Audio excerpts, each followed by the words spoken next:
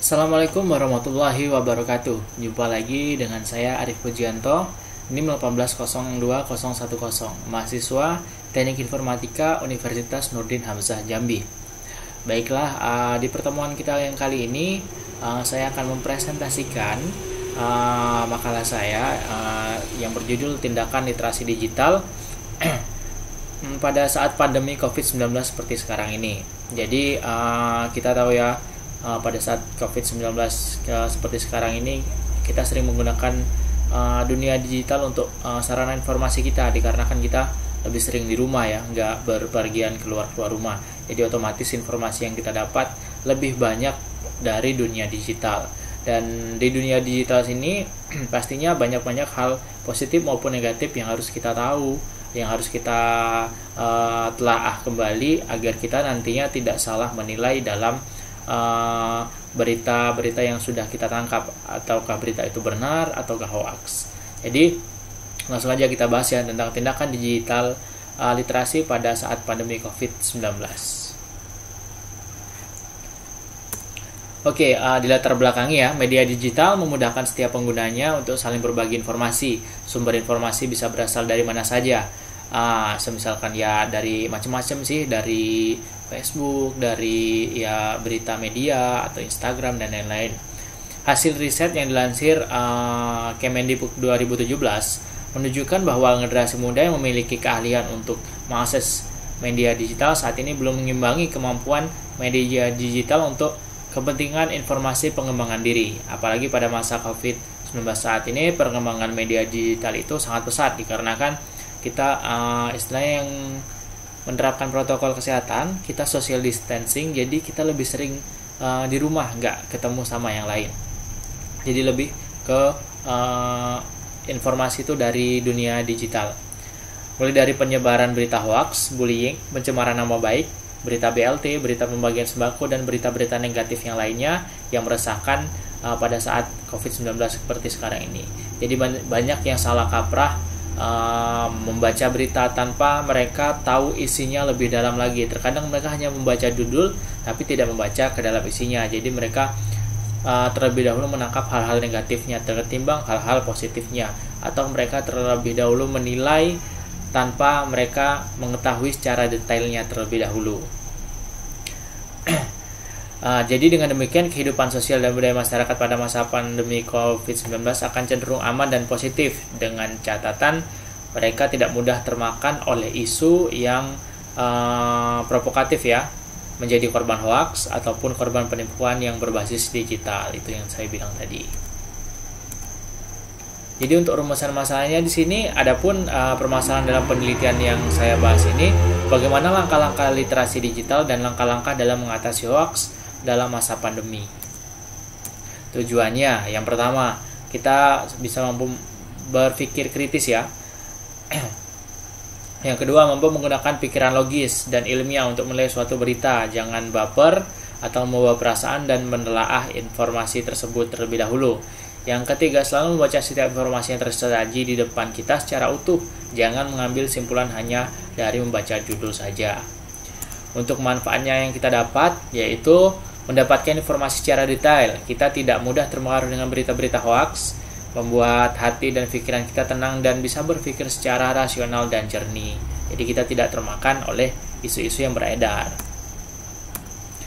Oke, langsung aja pembahasan. Literasi digital. Literasi digital secara sederhana diartikan sebagai kecakapan memahami dan menggunakan informasi dari berbagai tipe, format sumber-sumber informasi yang lebih luas, dan mampu ditampilkan melalui perangkat komputer. Itu pengertian dari literasi digital.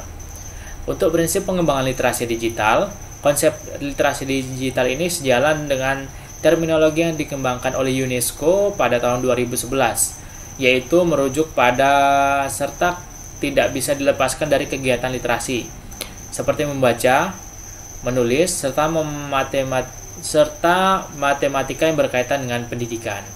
Itu prinsip pengembangan dasar dari literasi digital. Untuk gerakan literasi digital di keluarga, sasaran literasi digital dalam keluarga yang lebih spesifik yaitu meningkatkan jumlah dan variasi bahan bacaan literasi digital yang dimiliki keluarga. meningkatkan frekuensi membaca bahan bacaan literasi digital dalam keluarga setiap harinya, meningkatkan jumlah bacaan literasi digital yang dibaca oleh anggota keluarga, meningkatkan frekuensi akses anggota keluarga terhadap internet secara bijak, meningkatnya intensitas pemanfaatan media digital dalam berbagai kegiatan di keluarga. Untuk gerakan literasi digital dalam masyarakat sendiri, yaitu tujuannya adalah mengedukasi masyarakat dan memanfaatkan teknologi dan komunikasi dengan menggunakan teknologi digital dan alat-alat komunikasi atau jaringan yang untuk menemukan, evaluasi, menggunakan, mengelola, dan membuat informasi secara bijak dan kreatif. Selain itu, literasi digital juga bertujuan untuk menggunakan media digital secara bertanggung jawab, mengetahui aspek-aspek dan konsekuensi hukum terkait. Nah, jadi kita di literasi digital sendiri, selain kita menjadi korban, di sini kita juga bisa menjadi istilahnya orang yang menyalahgunakan literasi digital ini. Bisa jadi kita yang menyebarkan hoax. Kita tidak membaca tentang aturan atau hukum yang terkait dalam undang-undang. Jadi kita misalkan asal-asal aja buat berita. Kita di situ bisa terkena undang-undang istilahnya ITE ya, undang-undang teknologi ya. Jadi selain kita bisa menjadi korban, kita juga bisa menjadi tersangka. Jadi kita jangan sampai salah dalam menilai dunia jejaring sosial ini sebelah mata, atau kita tidak menelaah lebih jauh lagi tentang informasi yang kita dapat. Jadi bisa saja kita dapat informasi dari orang setengah, nanti kita sebarkan lagi, padahal cerita yang kita dapatkan sebelumnya itu belum tentu benar, karena kita belum mengetahui lebih dalam dan lebih detail.